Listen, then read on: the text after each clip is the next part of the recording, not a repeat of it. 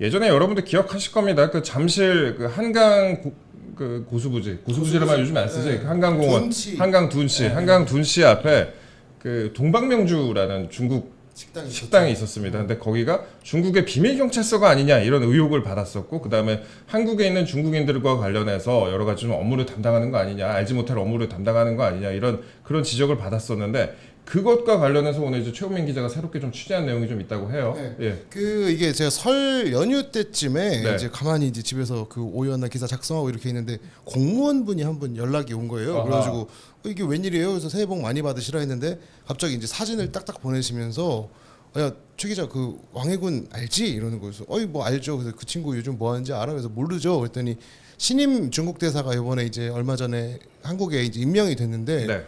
둘이 만나서 사진이 찍힌 거예요. 그래서 이 사진을 어디서 구했냐 그랬더니 중국 대사관에서 대놓고 자기네들 소셜 미디어에다가 올려놨는데 야 이게 왕해군이 사진에 찍혔다 이러는 거예요. 그래서 야 어떻게 대한민국에서 지금 그 비밀 경찰 의혹으로 한참 뜨거웠던 사람을 신임 중국 대사가 이렇게 대놓고 만나서 뭐 몰래 만나면 저희가 모르니까 상관이 없는데 뭐 상관이 있지만 저희가 알 수가 없죠. 근데 공개적으로 이렇게 오자마자 한인들 그 한국에서 활동하는 화교 예. 그 상인들이랑 모임에서 공식적으로 만나고 그 사진을 업로드하는 거는 이거는 자기가 봤을 때 이거는 잘못됐다. 그래서 최 기자가 이걸 보도를 좀 해줬으면 좋겠다 해가지고 그때 이제 제가 기사를 써야겠다 이렇게 판단을 했던 거죠. 이 왕해군이라는 사람이 그러니까 그 중국 발음으로는 왕하이쥔이라는 사람 같아요. 이 사람이 그 비밀 경찰 의혹을 받았던 저 사진 사진 보시면 아시다시피 저 비밀 경찰 의혹을 받았던 저 동방명주의 소유주다. 그렇죠. 이런 보도가 많이 있었잖아요. 네. 예.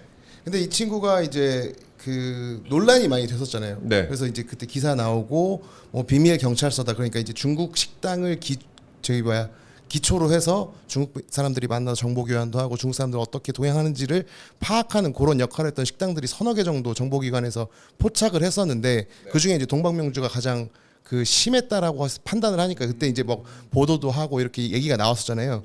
근데 이제 그때 왕해군이 이제 기자회견을 열어서 무슨 얘기를 했었냐면 아니 우리 경찰 아니다.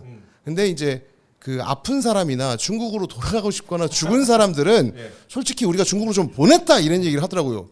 이게 말이 안 되는 거잖아요. 약간 인체가 신비해지는 그런 느낌인데. 아니 그건 아니지만 그건 이제 확인이 안 됐지만 예. 근데 아니 그 외국에서 활동하는 사람을 외국 뭐 아무것도 아닌 그 식당 주인이 그거를 뭘 해서 보냈다 이 자체를 인정을 일부 하니까 네.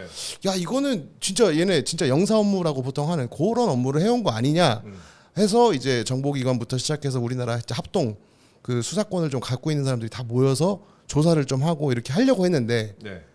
우리가 조사권이 없지 않습니까? 아. 네, 간첩. 그래서 이거를 우리가 왜 조사를 못해서 이제 뭐 식품위생법 위반 뭐 이런 거는 이제 의미가 없는 건데 이걸 왜 못하냐라고 했더니 이제 우리가 형법상의 간첩이라는 그 개념을 우리가 아직까지도 적국 북한으로만 한정 지어놓은 지 70년이 된 거예요. 그러니까. 한 번도 바뀌지 않은 거죠. 그래서 이게 왜 안 바뀌고 아직까지도 우리가 간첩이라고 하면 북한 쪽의 간첩만 규율할 수 있는가 여기에 대해서 계속 이야기가 나오다 보니 그러면은 간첩죄 개정안을 우리가 개정하기 위해서 얼마나 노력을 했나 예. 이걸 알아봤더니 뭐 별로 노력도 안 하고 뭐 민주당도 그렇고 국힘도 그렇고 별로 여기에 대해서 큰 힘을 들이지 않았다. 그래서 왜 이런 일이 발생했는지 제가 국장님한테 여쭤보고 싶었고 예. 그리고 그 국정원에서는 도대체 여기에 대해서 얼마나 속된 말로 빡쳐 있느냐 잡고 싶어하는 사람들이 있는데 이게 상황이 법이 안 되니까 못 잡는 이 상황을 어떻게 타개할 수 있는지를 좀 아이디어로 여쭙고 싶어서 이렇게 국장님한테 제가 읍소를 해서 네. 어렵게 보셨습니다. 저희가 진짜 읍소를 해서 보셨습니다. 네. 그러니까 국장님 그러니까 이게 당시에도 이 왕하이준과 관련해서도 이게 간첩죄가 적용이 안 되기 때문에 굉장히 그 낮은 수준의 그 법률만 적용을 해가지고 우리가 처벌했나요? 아니요 지금 재판 중에 이제 있고요. 재판 중이에요? 재판 중에 네. 있습니다 이제. 그러니까 굉장히 무슨 뭐 식품 안전 뭐 이런 네. 법률에 그런 법률만 적용할 수밖에 없었다 이런 거 아니겠습니까? 좀 더 부연 설명을 드리면은 사실 왕하이진의 문제에 대해서는 저희가 다 밝힐 수는 없습니다. 네. 저희들의 여러 가지 노하우와 기법이라든지 저희들의 그 업무의 방향성이 거기 드러나기 때문에 말할 수는 없지만 예. 왕하이진뿐만 아니라 국내에 들어와 있는 조금 전에 말씀드린 것처럼 많은 외국 특파원, 주재원, 심지어는 외국 국적자들의 활동을 저희가 의심되는 부분에 대해서는 추적하고 관찰하는 게 저희 임무인데 네. 그런 과정에서 왕아이진의 문제도 포착된 걸로 저는 말씀드릴 수가 있습니다. 다만 여러 가지 외교 문제도 있고 예. 저희가 또 명확하게 확증도 잡아야 되고 또 잡은 확증을 바탕으로 해서 사법 처리에 대한 확신이 있을 때 좀 더 저희가 적극적으로 일을 할 수 있는데 말씀드리는 것처럼 저희 형법 98조의 간첩죄가 사실상 사문화되어 있기 때문에 네. 설사 왕아이진을 저희가 포착한다 하더라도 예. 저희가 처리할 수 있는 방법이 전혀 없습니다. 아하. 외교관의 경우는 PNG를 시킬 수가 있겠죠. 예.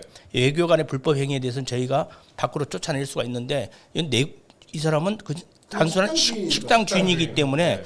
이 사람의 불법 행위를 포착했다 해서 간첩죄로 의율할 수 없는 상태에서 저희가 중과부족이었죠. 그래서 사실상 어려움이 많았고 그때 물론 그 전부터입니다. 그래서 간첩죄 개정이 꼭 필요하다라는 생각을 현직에서도 했었고 지금까지도 변함이 없는 겁니다. 실제로 국정원 업무를 할 때도 이 간첩죄 이 법률 부분에 간첩죄 조항에 대해서 이게 적극으로만 규정이 돼 있기 때문에 국정원 업무를 할 때도 많은 제약이 있는 게 그렇습니다. 사실인가요? 예. 지금 대한민국의 국가 안보와 국익을 침해하는 세력들이 다양하게 존재하지 않습니까? 좀 전에 우리 기자님께서도 북한의 간첩을 처벌한다는데 형법 98조에 의하면 북한 간첩도 처벌이 안 됩니다. 아, 왜냐하면 적국이라 하면 사실상 선전포고를 했거나 예. 우리하고 전시 상태에 있는 1940년도 일본의 형법 전시 형법을 모태로 만들어졌기 때문에 전쟁 중인 상황이어야 됩니다. 네.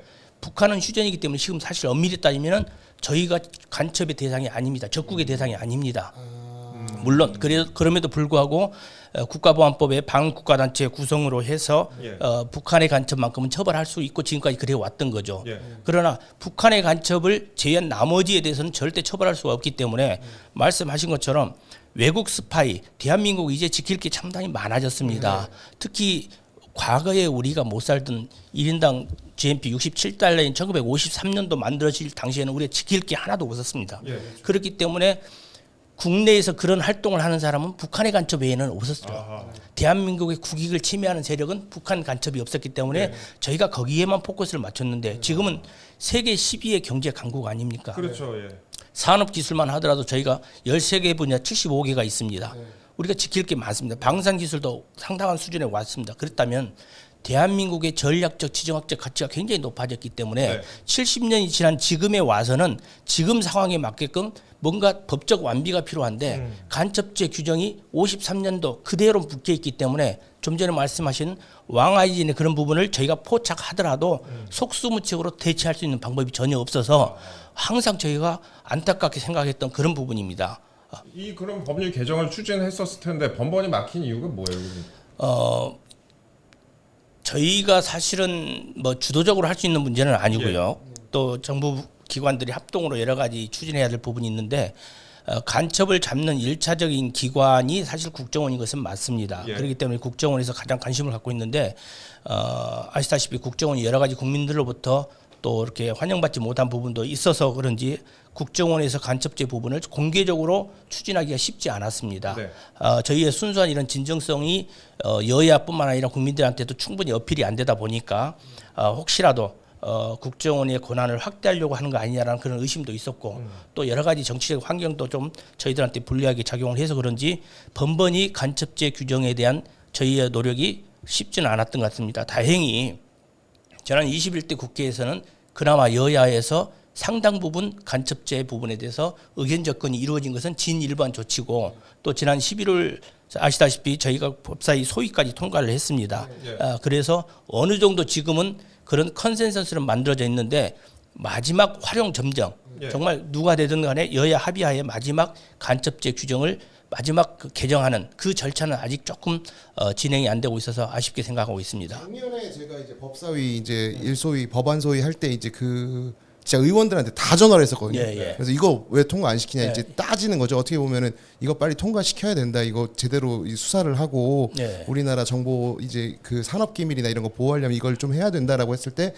양 여야 의원들은 다 오케이를 했어요. 그러니까 특히 이제 원내대표도 홍익표 의원이 우리가 이제 보통 얘기하는 이제 뭐 속된 말로 빨갱이라는 욕을 가끔 듣잖아요. 이제 근데 홍익표 의원이 나와서 이거는 무조건 통과시켜야 된다 이렇게 얘기하면서 예. 여야가 어느 정도 이거는 가자 했는데 이제 누가 다리를 봤습니까? 법원행정처에서 계속 반대를 놓는 거예요. 왜 법원행정처에서? 법원행정처에서 왜 반대를 해나 알아봤더니 송호섭이라는 이제 심의실장 분이 한 분 계셨는데, 오섭? 네, 근데 이분이 계속 이제 이렇게 딴지를 놓는다는 얘기가 들리더라고요. 그래서 아 이제 이분 뭐지 했더니 우리법연구회 출신이라는. 아하. 근데 그때만 해도 우리법연구회가 지금처럼 이렇게 크게 유명하지 않았었는데, 요번에 이제 헌법재판소 그 문영배 재판관부터 시작해서 이 문제가 발생하니까 그때 저도 그때 좀 더 이거를 부각해서 얘기를 했을 걸, 할 걸. 그랬으면 지금 이 탄핵 국면에서도 뭔가 사람들이 우리법연구회 간첩죄 이런 것들로 연결되지 않았을까 하는 아쉬움이 좀 남았었습니다. 송우섭 총괄심의관 법원행정처에 맞습니다. 있던 그분이 이제 이거를 통과를 막는데 핵심이었다. 네, 근데 저는 이 그렇게 사람이 취재를 했습니다. 우리법 연구의 핵심이다.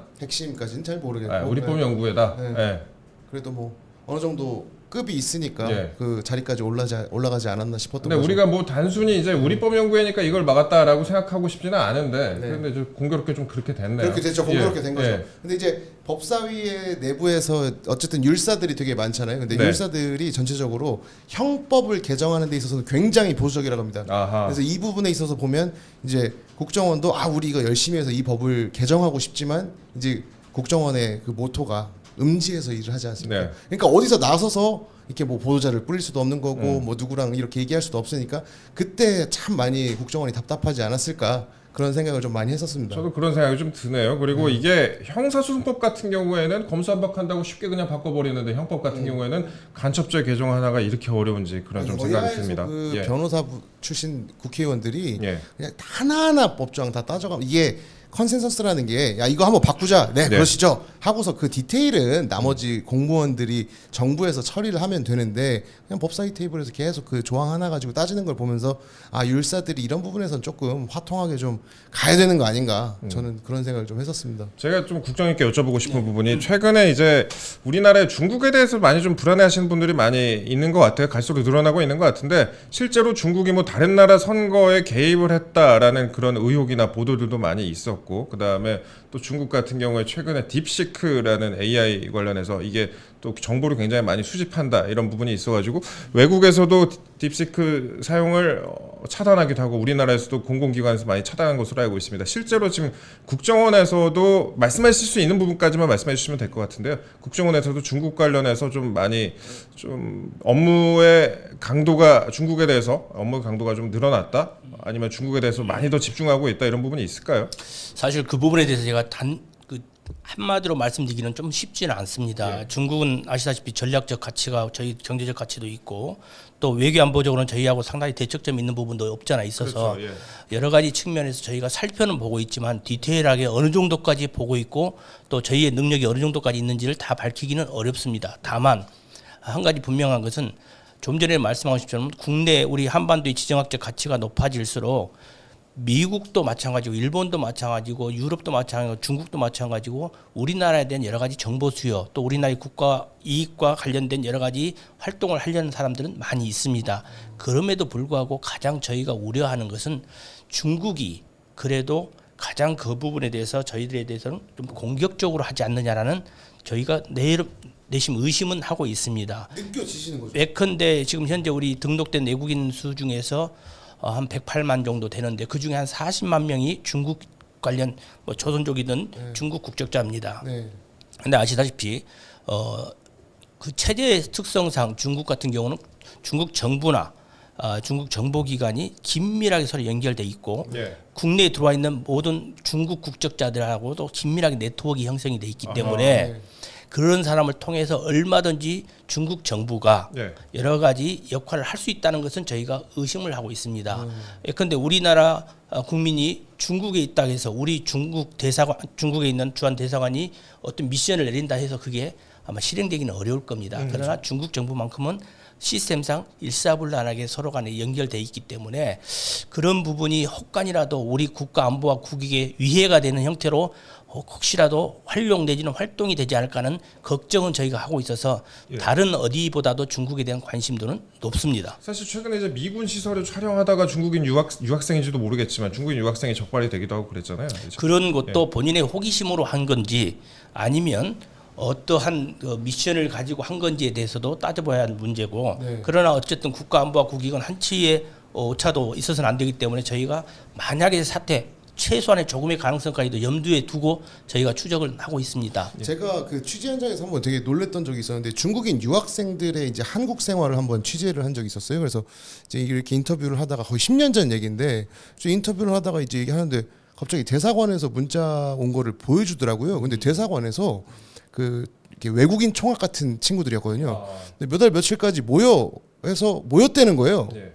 그러니까 다른 학교 총학 외국인 총학들끼리 서로 연락을 하길래 니네 도대체 어떻게 알게 되냐 그랬더니 아니 대사관에서 모이라고 해서 모였는데 그때 알게 됐는데 이렇게 하더라고요. 근데 상식적으로 대사관에서 이렇게 유학 온 사람들한테 모여 한다고 해서 다 모이는 것도 일반적으로 좋게 웃긴데 생각하면은 그냥 네. 자국에 있는 유학생을 관리하고 격려하는 협력, 느슨한 형태의 협력 네트워크 정도로 저희가 좋게 생각할 수도 있지만 말씀하신 것처럼 이게 어느 나라보다도 더 긴밀하게 네트워크가 돼 있기 때문에 그런 네트워크가 어떤 형태로 활용될 수도 있겠다라는 그런 걱정 내지는 합리적 의심은 하고 있습니다. 그럼 인원도 굉장히 많잖아요. 아까 말씀드린 것처럼 40만 명 정도가 국내에 와서 활동을 하고 있기 때문에 어떤 나라들보다도 대한민국하고는 밀접하게 관련이 돼 있습니다. 국장님 제가 궁금한 게 있었는데 국정원의 이제 국내 수사나 이런 정보 수집 능력이 지금 예전에 비해서는 많이 이제 제한을 많이 받고 있잖아요. 예. 이 부분에 있어서 이제 저희 기자들 중에 이런 얘기를 하는 사람들이 있어요. 이제 검찰이 지금 이렇게 무소불위 권력을 갖게 된 거에는 이제 국정원의 위신이 추락하면서부터 시작됐다. 이런 얘기가 있는 게 검찰을 누가 견제할 수 있는 게 사실 예전에는 이제 국정원에서 이제 합법적인 분야 말고 저 사람의 이제 정보를 취득을 해서 어느 정도 검사들이 아이고 이거 무서워서 잘해야겠다라고 하는 이제 압박할 수 있는 그런 시스템이 있었는데 국정원의 이제 국내 정보 수집이 어려워지기 시작하면서 이제 검찰을 견제할 수 있는 세력이 없어졌다는 얘기를 하는 기자들이 몇몇 있었거든요. 그 점에 대해서 혹시 그 우스갯소리라도 있으십니까? 개인적으로는 드리고 싶은 말씀은 많지만 저희는 기관과 기관에 서로 협력하는 관계지 서로 뭐 견제하고 하는 그런 관계는 조금 말씀드릴 수는 없고요. 다만 좀 전에 말씀드린 것처럼 검찰도 검찰 나름의 기능과 역할을 다 하고 저희도 저희 나름대로 역할과 기능을 다 한다면 그게 자연스럽게 서로 간의 견제와 균형의 어떤 합일점을 찾아가지 않겠나 하는 그런 정도의 말씀만 드릴 수 있겠습니다. 근데 대공 수사권도 지금 경찰로 이관이 됐잖아요. 네네. 이거는 솔직히 그 동안에 예.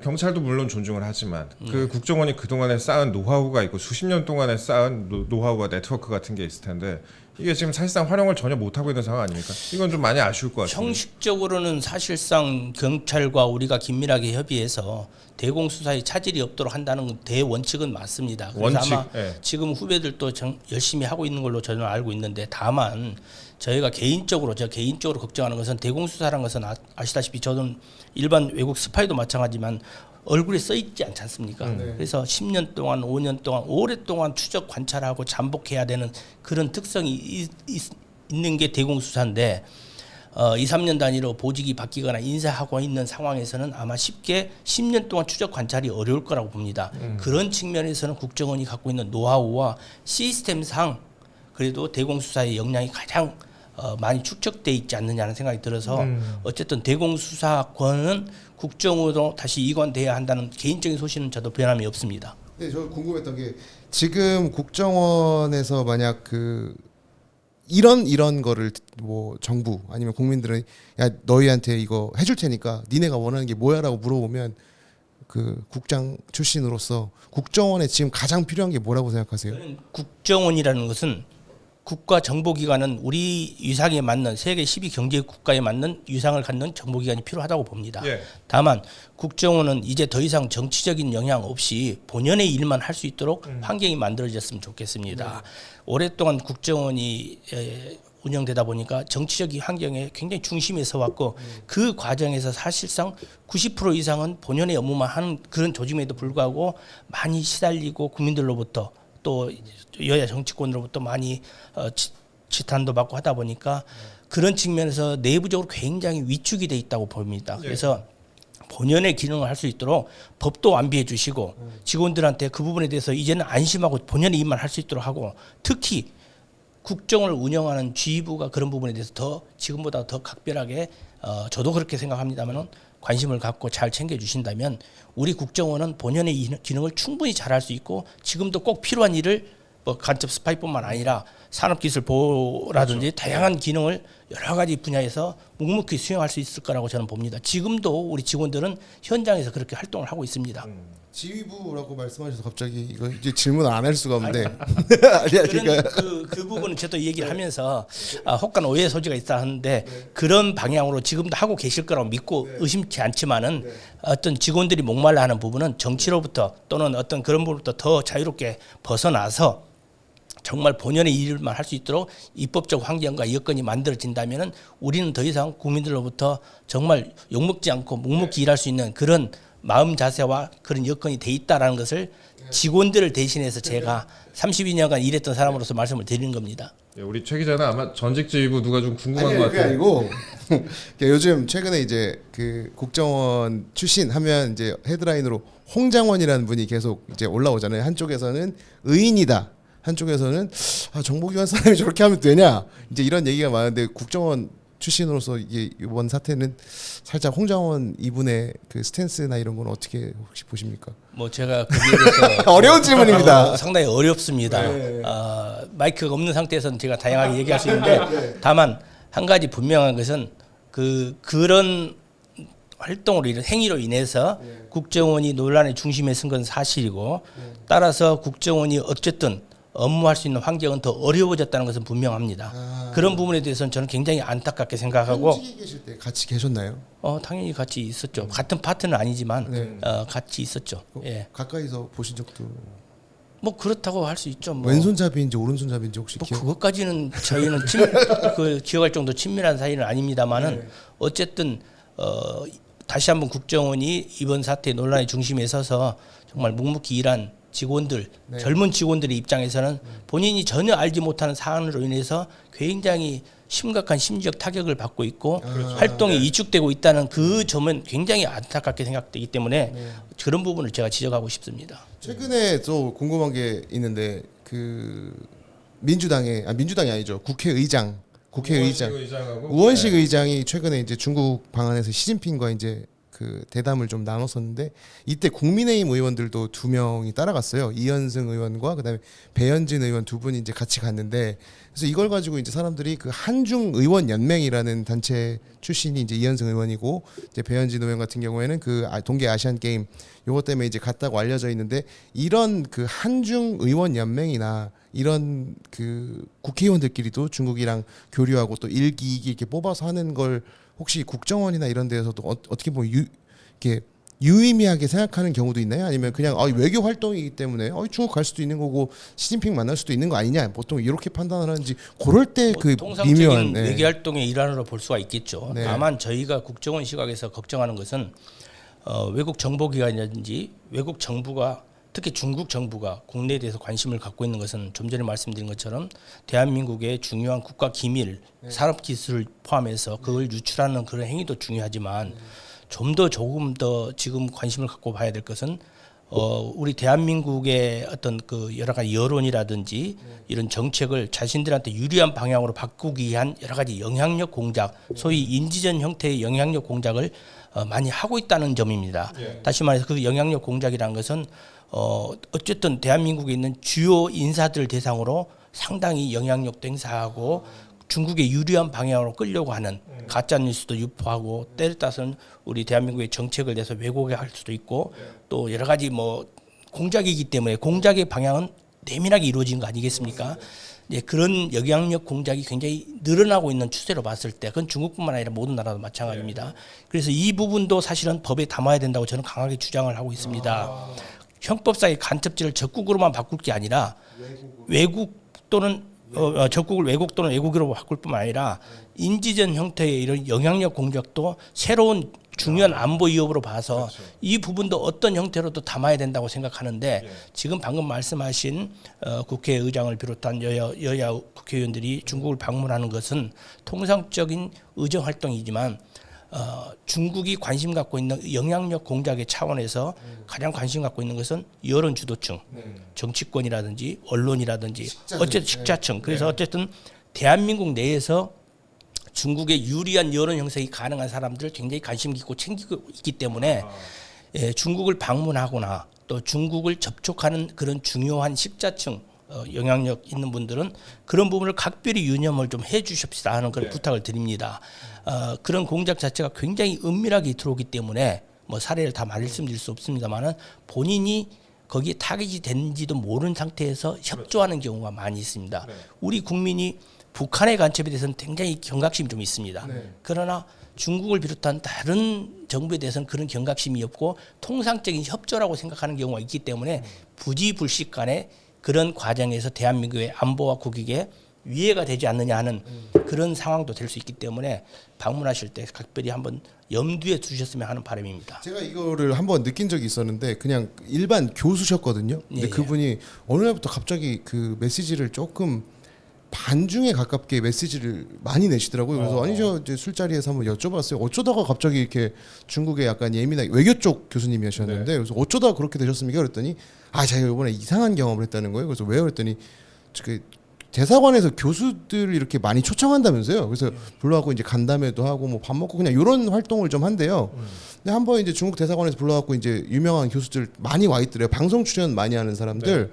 그래서 이제 밥 먹고 뭐 이렇게 이제 얘기하고 집에 가려고 하는데 축하 봉투 같은 거를 주더래요. 편지인 줄 알고 이제 봤더니 300만 원 들어 있었다고 하더라고요. 그러니까 그래서 자기가 놀랬다는 거예요. 이게 왜 들어있냐 했더니 그냥 오셨으니까 그 거마비 차원으로 해서 그냥 가시면 된다 그랬는데 자기가 생각해봤더니 야 이거를 계속 받으면 내가 중국 이 사람 오늘 나눈 대화에서 이 사람들이 원하는 방식으로 이야기를 할 수밖에 없고 우호적으로 갈 수밖에 없다라는 느낌이 드니까 나 이건 진짜 무섭다. 이건 조심해야겠다라는 생각을 하셨더라고요. 그래서 제가 그 돈을 받고 반대로 생각하시는 거를 하니까 그러니까 자기 난 돌려줬다. 근데 이거는 내가 봤을 때 이거 계속 받는 사람들은 당연히 중국 정부에 우호적으로 얘기할 수밖에 없고 그리고 자기도 모르게 그냥 지식인들끼리 그리고 뭐 그냥 중국 쪽이랑 밥 한 번 먹은 것뿐인데 우호적으로 자기가 물드는 거를 절대 인식할 수 없을 것이다. 이렇게 말씀해주신 교수님이 한 분 계셨습니다. 그래서 지금 국장님께서 말씀하신 게 와닿는 거예요. 말씀드린 것처럼 뭐 돈을 받아서도 안 되지만 또 인간 정리상 선물이나 향응 같은 거 받을 수가 있다고 봅니다. 다만 자기의 활동과 행동과 말이 이렇게 하면 대한민국에 상당히 위해가 되고 뭔가 중국에 유리할 수도 있겠다라는 그런 문제의식을 갖고 접근한다면은 케이스 바이 케이스로 접근한다면은 사실은 충분히 어느 정도 그래도 줄일 수 있지 않겠느냐 이런 생각이 듭니다. 그래서 특히 중국을 방문하거나 또 오랫동안 지속 반복적으로 사람을 만나다 보면 좀 전에 말씀드린 것처럼 자기도 모르는 사이에 가랑비에 옷 젖듯이 자기가 대한민국의 국가 이익에 반하는 행동을 하고 있을 수도 있기 때문에 그런 부분은 늘 경각심을 좀 가져주십사 하는 그런 생각을 말씀을 드리는 겁니다. 기자들은 그게 불가능해요. 왜냐하면 중국 갈 때 저희는 기자는 서약서를 쓰고 가거든요. 가보셨어요 중국?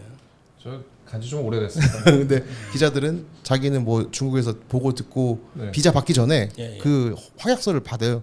보고 듣고 느낀 것에 대해서 글로 쓰거나 보도하지 않겠습니다. 이거 쓰니까 저는 그걸 써서 제출하는 순간 이거는 어디서 지켜보고 있겠구나라는 생각을 하기 때문에 기자는 좀 적은데 이제 지식인들은 좀 비주얼이 눈에 띄어가지고. 저는 오히려 친 중에 비주얼을 하고 있기 때문에 괜찮습니다. 친 사람인 줄 알았어요. 약간 저희가 좀 농담 삼아서 이렇게 얘기를 좀 했는데 사실 요즘에 댓글 같은 것만 봐도 많은 분들이 좀 걱정하시는 부분도 있어요. 이거 약간 중국 쪽에서 단 댓글 아니냐 이런 식으로 생각하시는 분들도 있고. 그 포털에서 댓글 공작 같은 것도 외국에서 하는. 좀 전에 말씀드린 것처럼 공작의 수법과 기법은 다양합니다. 네. 저희들도 그렇게 여러 가지를 연구하고 있듯이 아마 상대국도 어떻게 하면 대한민국의 영향력을 확대할 수 있을까? 그 방법은 무엇일까에 대해서는 아마 다양한 방법으로 고민하고 있기 때문에 그 중에 하나로 댓글도 충분히 저희는 상정할 수 있다고 봅니다. 그 외에도 저희가 알지 못하는 부분이 많이 있을 겁니다. 그 일반 사람들 중에 이런 얘기를 하는 사람들이 있어요. 포털에서 최소 댓글을 달 때 그 사람이 IP를 보면 이제 국가를 알 수 있기 때문에 댓글을 단 나라 표시, 국기 표시 정도는 해줘야 되는 거 아니냐. 이거 혹시 어떻게? 그거 보는 시각에 따라 다를 수도 있는데 지나치게 표현의 자유를 또 이축하다는 지적도 있을 수 있는데 표현의 자유는 사실 국기에 상관없이 그냥 표현하면 되니까. 오히려 익명성이 보장돼야 오히려 더 자유롭게 얘기할 수 있다는 부분도 있기 때문에 그건 제가 개인적으로 얘기 드릴 수는 없는데 다만 아까 말한 그 수법과 방법의 진화의 정도를 조금 더 설명을 드리면 국가 핵심 기술 유출하는 우리 그 행태와 관련해서도 대한민국의 예컨대 뭐 삼성이나 현대나 중요한 우리 저 기업들. 국가 핵심 기술을 유출하는 수법과 관련해서 과거에는 국내에 들어와서 여러 가지 접촉도 하고 그렇죠. 예. 또 기술을 훔치기도 하고 뭐 사이버 해킹은 당연한 거고요. 그러나 제일 중요한 것은 고급 기술을 유출시키는 겁니다. 예. 다시 말해서 기술자들을 빼내는 건데 접촉하는 과정이 국내에 들어와서 하다 보면 노출되기 때문에 제3국에서 면접을 한다든지 또는 뭐 세미나 형태로 한다든지 예. 화상으로 한다든지 온갖 방법이 진화하기 때문에 진화하는 방법을 저희가 추적을 해서 또 관찰하기도 쉽지 않습니다. 그런 걸로 봤을 때 소위 아까 말씀드린 것처럼 공작이라는 것은 어떤 방법이든 결과를 얻기 위한기 때문에 그 수단에 대해서는 최첨단 기능, 심지어는 앞으로 AI라든지 여러 가지 방법이 아마 동원될 겁니다. 그렇기 때문에 댓글뿐만 아니라 모든 기능이 총체적하게 녹아 들어가 있지 않겠느냐 하는 생각이 들기 때문에 디펜스하는 우리 입장에서도 그 부분에 대한 굉장히 연구와 노력이 아마 수반되어야 될 것 같습니다. 저도 그 생각도 납니다. 최근에 이제 몇 년 됐죠. 그 용산 인근에 그 화웨이 장비 LG 플러스 같은 경우에 화웨이 장비를 쓰느냐 이 부분에 대해서도 이제 미국 측에서 이제 약간 문제를 제기하기도 했었고 우리나라가 이제 그런 중국산 장비를 사용할 경우에 중국산 장비를 사용할 경우에 이런 관련된 정보 같은 것들이 중국으로 넘어가는 게 아니냐 그런 사람들이 국민들이 또 우려를 많이 하기도 하고 그러지 않습니까? 그러니까 지금 딥시크도 마찬가지지만 예. 중국산 장비라든지 중국산 여러 가지 지금 소위 말하는 첨단 기술 기재들이 개인정보 유출에 대한 그런 의심을 완전히 떨쳐버리지 못하고 있기 때문에 이제 각국이 예민하게 바라보고 있는 겁니다. 그런 부분에 대한 의심이 완전히 종식될 때까지는 저희들도 신중히 봐야 되고 또 어쨌든 우리 원에서도 저는 뭐 퇴직했습니다만은 모르긴 몰라도 굉장히 관심 있게 주시하고 있지 않나 이렇게 생각을 합니다. 청소기나 아니면 홈캠이라고 해서 요즘 그런 것들을 할 때마다 기사만 터지면 뭐 중국에서 이걸 우리를 바라보고 있다 뭐 이런 얘기를 하니까 일반 국민들이 많이 불안해하는 것 같지 않나. 물론 저희가 뭐 중국을 적국이라고 얘기를 하는 게 아니라 뭐 중국도 우리나라의 굉장히 큰 무역 파트너고 우리나라의 그 뗄래야 뗄 수 없는 국가고요. 그래서 앞으로도 뭐 지속적으로 좋은 관계를 유지를 해야겠지만 그러함에도 불구하고 또 우리나라의 안보를 위협하는 부분이 있다면 이건 단호하게 대처를 해야 되지 않나. 저희는 그 정도 좀 스탠스에서 말씀을 드리는 겁니다. 근데 저 개인적으로 하나만 좀 궁금한 게 있는데요. 국정원에서 필적과 관련된 훈련 같은 것도 혹시 봤나요? 글씨를 본인 글씨 아닌 것 같이 쓸 수 있는 아예 영어 기능인가? 글쎄 제가 뭐 아는 바가 없기 때문에 뭐 필요하다면 할 수도 있겠지만 저는 그런 부분에 대해서는 지금 답할 수 있는 위치에 있지 않습니다. 아는 바가 없습니다. NCND가 아니고 제가 경험하지 못한 사안이기 때문에 말씀드리기가 좀 그렇고 아까 말씀드린 것처럼 이 중국과 관련해서 제가 지나치게 공격적으로 말씀드린 부분도 없지 않아 있습니다만은 중국을 대상으로 외교 활동을 벌이는 사람은 활발하게 하고 저처럼 디펜스하는 사람은 훨씬 더 소극적이고 방어적으로 입장을 말씀드릴 수밖에 없다는 점을 이해를 해주시기 바랍니다. 중국이 들었을 때 한국이 저희를 상대로 이렇게 한단 말이냐 그것은 어느 나라가 마찬가지고 방적 국장으로서 저는 제 임무와 기능을 말씀을 드리는 겁니다. 예. 뭐 최 기자님 마지막으로 질문. 뭐 마지막 질문은 아니고 이제 요번에 그 탄핵 국면에서 국정원 제 생각인데 국정원 직원들이 상처를 되게 많이 받았을 것 같습니다. 뭐 자기들의 이제 상사가 나와서 뭐 비화폰을 흔든다든가 기본적으로 정보 업무를 하는 사람으로서 저건 안 되지라고 생각했던 그 정보 쪽에 일하시는 분들이 많으실 텐데 이제 대선배로서 혹시 후배들한테 조금 위로의 말씀 한마디 더 전한다면 어떤 걸 해주십니까? 어떻게 보면은 우리 직원들은 정말 원칙에 입각해서 묵묵히 일을 합니다. 그럼에도 불구하고 말씀하신 것처럼 이런저런 이유로 인해서 국정원이 논란의 중심에 서고 그 과정에서 우리 후배들이 정말 열심히 사기를 먹고 일할 수 있는 그런 직원들이 또 사기가 저하되는 이런 상황을 보면서 굉장히 안타깝습니다. 그럼에도 불구하고 국가정보기관 특히 이 세계 12위 경제 강국에 걸맞는 우리 국가정보기관은 반드시 존재해야 되기 때문에 우리 젊은 직원들이 각자 본인의 역할을 묵묵히 흔들리지 않고 일할 수 있었으면 좋겠고 또 그러한 상황이 오도록 또 여러 가지 정치권을 비롯한 저희 선배님들도 많이 역할을 해서 정말 누구도 알지 못하지만은 묵묵히 우리의 모토인 음지에서 일하고 양지를 지향한다는 그 모토대로 우리는 묵묵히 그 일을 다 했으면 좋겠습니다. 후배들도 이런 상황이 흔들리지 않고 본연의 임무에 충실히 역할을 했으면 하는 바람입니다. 요즘 저는 그런 생각을 합니다. 국정원이 본의 아니게 여러 가지 이슈의 중심에 다시 좀 서게 됐고 또 뉴스가 많이 나오고 있습니다. 특정 인사와 관련된 뉴스도 많이 나오고 있는데 이런 걸 저런 걸 떠나서 국정원 직원들이 굉장히 열심히 일을 합니다. 우리나라를 위해서 열심히 일을 하고 있고 아까 국장님도 여러 가지 말씀하셨지만 여러분들 아마 기억하실 거예요. 1990년대 중반 정도였던 걸로 제가 기억하는데 블라디보스톡에서 영사 한 분이 총에 맞아서 돌아가신 일이 있었습니다. 최덕근 영사님이었어요. 제 기억에 최덕근 영사님이었는데 이분이 알고 보니까 이게 국정원 요원이었어요. 나중에 이제 기사로 드러났는데 국정원 요원이었는데 이렇게 누군가는 우리나라의 안보를 위해서 또 외국에서 목숨까지 바쳐가면서 일을 하고 있습니다. 그러니까 여러분들이 국정원에 대해서 또 음지에서 양지를 위해서 열심히 일을 하고 있으니까 그런 부분의 노고에 대해서 좀 알아주셨으면 하는 그런 바람도 좀 갖고 있습니다.